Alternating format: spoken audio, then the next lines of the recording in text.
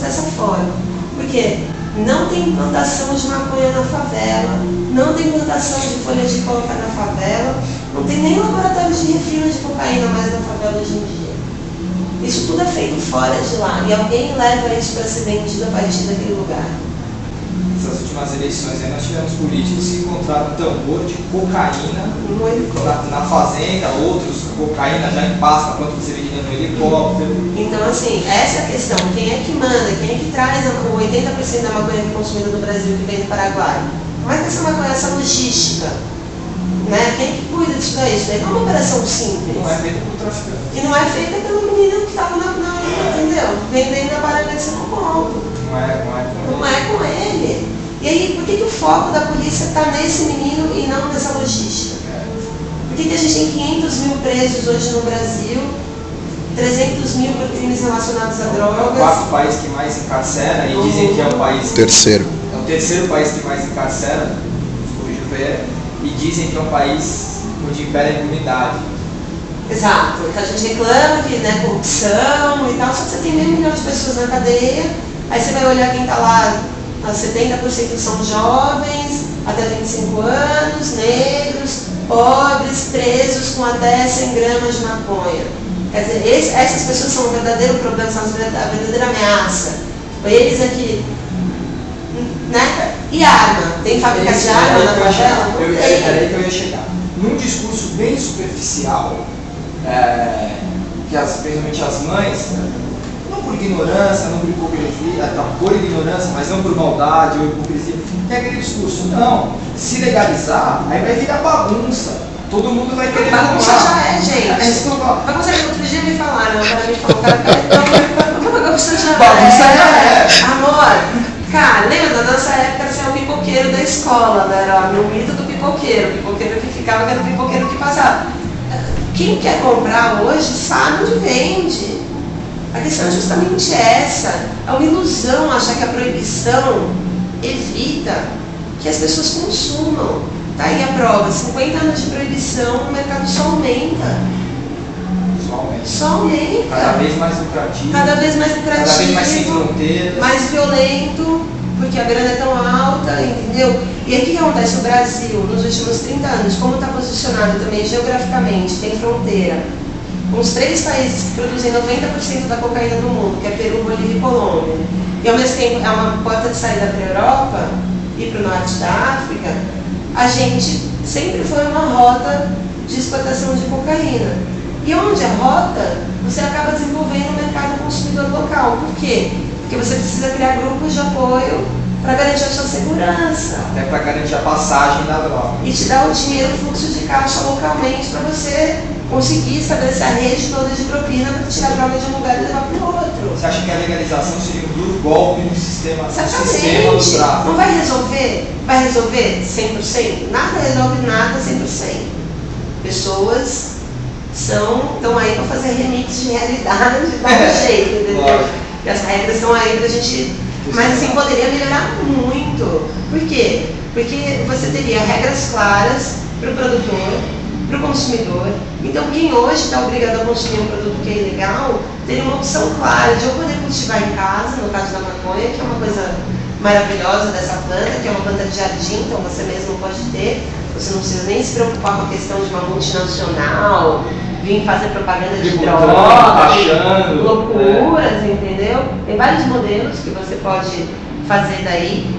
E as drogas mais que têm riscos à saúde, que precisam de maior cuidado com o uso, como é o caso da cocaína e seus derivados, como é que poderia ser? Mas legalizar? Exatamente. Como é na Colômbia, por exemplo, a folha de coca tem uso tradicional, indígena. Então, a folha de coca, para quem gosta do efeito da cocaína, para quem se beneficia do efeito da cocaína, porque, gente, nego usa o que gosta. Né? É lenda. Todo mundo que usa, os 10% vão ter problema. Todo mundo que você conhece que bebe. Quantos que ficam mal, que tem problema? Uns 10%. A média por aí. 10% das pessoas não se dão bem com determinadas substâncias e vão desenvolver um problema mais sério. Algumas substâncias mais fortes, como o crack, por exemplo, chega a 30%. A nicotina que tem no tabaco, 37%. Essa vicia... Mas mesmo assim, então, por exemplo, a folha de coca, ela tem um poder de adição muito menor do que o crack. Se você legaliza a folha de coca, uma boa parte de quem usa cocaína e crack poderia substituir esse uso pela planta in natura. Ela tem muito menos risco à saúde e vicia muito menos. Tem uma empresa aí que usa, né? Para aplicar bebida. Entendeu? E lá é super comum nos Andes, até porque são lugares altos, então ajuda a regular a pressão, a dor de cabeça, a coisa de respirar melhor e tal. A cocaína sintética... Você tem uso tipo de um chá. Exato. A cocaína sintética poderia ser vendida em farmácias como são hoje as tarja preta, por exemplo. Receita, você tem problema cardíaco, não tem, está com situação de estresse, não está, psicológico, algum background. A pessoa tem o hábito de misturar cocaína com álcool, que é um perfil de consumo muito comum no Brasil e que é mais problemático do que só o uso da cocaína ou só o uso do álcool. Né? A associação das duas drogas gera outras questões de saúde. Então, assim, e o crack, num cenário desse, ele seria uma violação sanitária. Como é você produzir álcool de fundo de quintal sem regulação da Anvisa?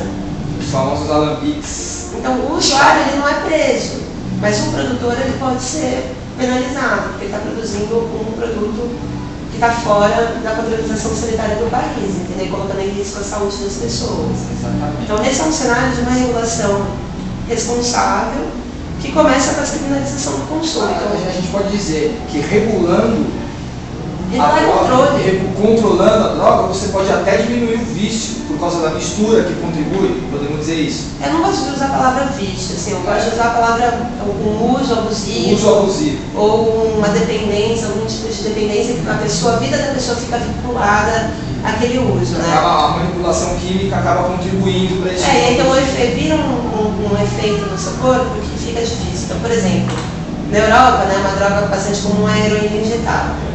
Tem alguns países, como a República Tcheca, por exemplo, Portugal também, que eles têm clínicas para os usuários de heroína. Então, o usuário ele pode ir e ele faz um uso supervisionado da droga. Então, ele recebe uma droga que não está contaminada no governo, um kit de seringa, tudo limpo, para não ter nenhum problema de transmissão de doença. E ele cria uma segurança que ele vai naquele lugar e ele consegue ter o que ele precisa. Isso reduz a ansiedade, porque ele fica no dia a dia dele de conseguir. Como é que eu vou correr atrás de dinheiro para conseguir o próximo PAC, onde é que eu vou fazer a polícia? Então ele já se livra de metade dos problemas dele. E aí... Você está falando tanta coisa legal, que você falou essa questão da ansiedade, eu tentando falar disso, mas você falou uma coisa bacana atrás da outra, eu não consigo entrar. Mas essa questão da ansiedade, até para o usuário que às vezes usa para se livrar da ansiedade, ele faz isso com uma certa pressão, porque ele tem que fazer escondido para não ser criminalizado, para não ser julgado. Exatamente, então assim, o que eu estou querendo dizer assim, eu estou dando esse exemplo da heroína, porque só para concluir que é bem legal, assim. Aí eles começaram a fazer isso, então de cada 100 usuários de heroína pesados, assim, adictos, né, que começaram a frequentar essas clínicas, uns 30 conseguiram parar de usar. Depois de um tempo, para essa pressão, essa ansiedade, ficou fácil, acabou a loucurinha de buscar, não sei o que, conseguir um emprego, escapar daquela sociedade, para que possam fazer parte de uma rotina. Exatamente, uns 30% substituíram a heroína por uma outra droga farmacêutica mais leve, que eles têm acesso, que eles podem usar em casa e que é legalizada. E uns 30% não conseguiram parar de usar, mas conseguiram voltar a trabalhar, conseguiram se reconectar com suas famílias, conseguiram colocar sua saúde sob controle, conseguiram avançar socialmente. Justamente porque não foram discriminados e não foram nem criminalizados. Porque para uma pessoa adicta, dependente, a pior coisa que você pode fazer é prender. Passar a pós-graduação. Assim, todo mundo sabe que dentro dos presídios tem maconha, né? Mas crack não tem. Existe um controle do que pode entrar e do que não pode entrar, porque sabe que vai dar treta. Que mostra que dá para controlar. O que também mostra que dá para controlar. Existe um combinado. Então, assim, é uma questão complexa. Eu acho que o Brasil é uma discussão urgente e é uma discussão que tem que ir muito além dos usuários. Então, tem muita gente que tem preconceito de falar, mas da maconha é coisa de maconheiro. Não. Essa é uma causa da reforma do sistema de justiça criminal, do sistema carcerário, da questão das armas no país, da questão racial, porque é uma política que afeta muito desproporcionalmente os negros e pobres. Tem uma questão de gênero forte, porque desde que a lei de drogas foi tornada mais grave, mais incisiva, aumentou mais de 100% o número de mulheres presas. Então, você tem uma série de desdobramentos disso, E o uso é uma dessas discussões, entendeu? A gente não pode ficar preso no uso de que meu filho vai usar drogas, porque, querida, as drogas estão aí. Se ele quiser, se ele não tiver boa informação, não tiver acesso para conversar sobre isso, não se sentir acolhido, ele pode acabar usando, você querendo. Às vezes até pela adrenalina de adolescente, sabendo que nisso não vai ter aventura nenhuma de fazer algo escondido, isso pode até uma questão comportamental, pode ter certa influência, como você mencionou na Europa. Eu tenho uma filha que vai fazer 12 anos, para adolescente, então a gente já conversa de todos os assuntos, a gente já conversou sobre esse assunto. E eu, com a Ada, tenho a política, a seguinte política. Eu prefiro falar para ela a verdade. Assim, é mentira que usou maconha uma vez vai viciar para sempre. É mentira isso. É uma mentira. E se você fala uma mentira dessa para um jovem e ele conversa com um amigo dele que já experimentou, vai falar, não, mentira isso, porque eu já fumei e não aconteceu isso. Cabeça dele, então eu posso experimentar, posso fumar numa boa. Exatamente. Exatamente. Então, assim, qual que é a conversa? Assim, olha, isso é uma coisa que faz parte da nossa sociedade. Tudo que você usa em excesso pode fazer mal. Tem idade para as coisas, como para beber álcool tem que ser maior de idade. A conversa é essa. Não adianta demonizar, porque está aí. E eu acho que todo pai e mãe tinha que ter a consciência de que acabar com essa guerra é bom para todos os jovens do país, os pobres, os ricos, porque o consumo de droga tem todas as classes sociais. Onde vai afetar diretamente, de bate pronto, a legalização da droga? Não, eu acho. As demais drogas? Eu acho que a legalização da droga ela não pode ser pensada para beneficiar só o usuário. Muito menos o usuário de classe média, entendeu? Com certeza. Claro que é importante que esse usuário não seja criminalizado e tal, mas assim, ela tem que ser pensada como uma forma também de repactuar nossa relação com a periferia. Então, assim, você pega a substância, você vai criar toda uma lei, uma regulação de como é que vai ser produzido, vendido, taxado, a idade que pode consumir, a publicidade e tal, mas e as comunidades que sofreram as consequências dessa guerra nos últimos 30 anos, e nas quais essa economia hoje é uma economia que faz girar. É riqueza local. O dinheiro do tráfico acaba entrando na vendinha, na lan house, no cabeleireiro, no busão, em vários lugares da comunidade. Então você vai tirar isso dali e vai ficar. Então assim, a gente tem que. Essa legalização tem que ser pensada de uma forma realmente abrangente para o Brasil, porque durante muito tempo ela sustentou essa divisão e essa repressão à periferia. E eu acho que não vai ser de uma hora para outra, nem só com a legalização da maconha que isso vai ser resolvido. É ingênuo pensar assim. Essa legalização ela vai dar uma aliviada para quem, né? Fumar ficar levando geral da polícia, tendo que pagar propina, essas coisas. Agora, o pai que vai precisar buscar o filho na delegacia por causa do cigarro de maconha, na roda agora do café. vai ficar com uma dívida, entendeu? Quem sustentou esse mercado durante todo esse tempo e que vai perder uma fonte de renda, por mais ilícita que seja, é uma fonte de renda. Você acha que então o processo de legalização não pode ser meramente intelectual, você tem que olhar os efeitos que isso vai ter. Obviamente, mas você tem que investir muito em educação sobre as drogas, você tem que formação de profissionais da área de saúde, para passar a atender esses casos de uma forma melhor, entendeu? Porque hoje, se você tem um caso de overdose, você dá entrada num hospital público, o nível de discriminação é enorme, se pagam avisar a polícia, como fizeram com essa menina que passou mal depois de fazer um aborto, o médico chamou a polícia. Então, assim, se você é um usuário e você tem um problema de overdose, você ainda corre o risco de ser preso. Então, primeira coisa é tratar o usuário como uma pessoa, se ela está tendo um problema, como uma pessoa que tem um problema. Se ela não está tendo problema, é simplesmente um usuário. E quantos de nós conhecemos maconheiros que não têm problema nenhum, que são trabalhadores e pais de família? Vamos falar claramente. Acho que eu, pelo menos que cresci no Pacaembu, vendo Timão, lembro da arquibancada, como é que era a fumaça subindo, então assim, com certeza. Né? Não, sem hipocrisia, acho que aqui a gente está falando sem hipocrisia. 30 minutos. E eu e o Ferreira, a gente costuma ir no jogo, a gente acha coisa mais ridícula, você tá no jogo ali com seus amigos, na arquibancada, um cara acende o cigarro e entra os caras do shopping com aqueles perigos na cabeça e tira.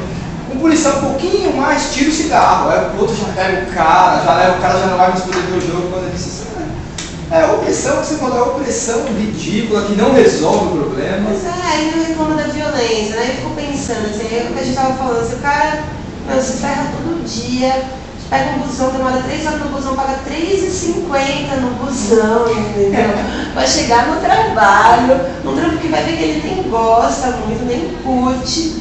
Tá todo endividado para ter as coisas que ele quer ter, porque, né, todo mundo tem, eu também quero ter, sacou? Aí chega em casa cansado, não tem tempo para ficar com a mina dele, com os filhos, ainda corre o risco de levar uma geral indo para casa, porque ele é, sabe, mas não tem. As pessoas chegam uma hora que fica difícil, entendeu? Então não adianta a gente ficar com esse discursinho bacana, bonitinho, ripão, vamos legalizar maconha, não. Vamos olhar para isso de uma maneira séria, do ponto de vista da saúde, o que a gente tem que fazer para garantir que não haja uma situação de abuso. Então, como é que a gente vai educar, como é que a gente vai falar sobre isso, preparar o sistema de saúde?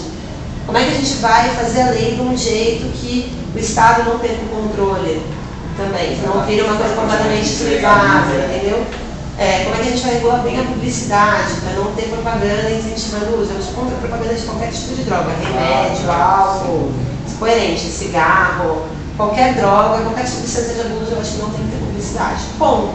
Com as agências de vigilância agências de controle, participação da sociedade, controle social, entendeu?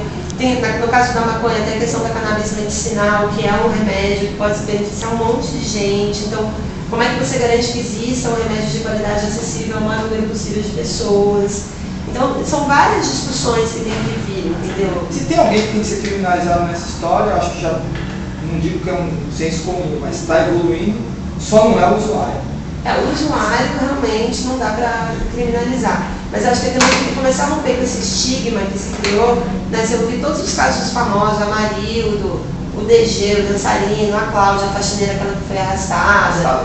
Essas motos em confrontos, as suspeitas de tráfico, estava no meio do tiroteio com o tráfico. Tem uma foto. Sob as bênçãos de Scarface ali.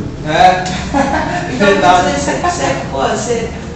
Você mata antes de perguntar, e aí a narrativa que é usada para justificar isso é a droga. O cara era traficante, justificou, pode matar? Não. O DG começaram a publicar. Não tem pena de morte nesse país. Assim, eu não estou passando o pano para bandido, eu estou defendendo o direito da pessoa. O direito individualista. Exato, entendeu? Porque são coisas diferentes. O cara cometeu um crime, vai ter que ser julgado, processado. Mas não cabe a um policial matar. Exatamente. Né? Eu acho que isso a gente, todo mundo que, né, concorda minimamente. Então, porque a pessoa razoável concorda com isso.